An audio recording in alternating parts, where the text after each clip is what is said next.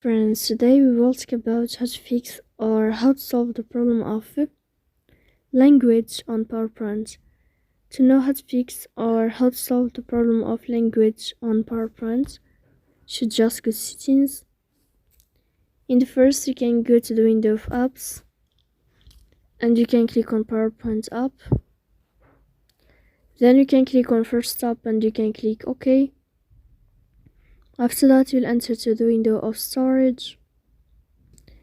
Here you can click clear cache. Don't click clear data because that can cause you errors or can delete your account. In the end, you can turn off your phone and you can wait a moment to turn on your phone again to fix that problem.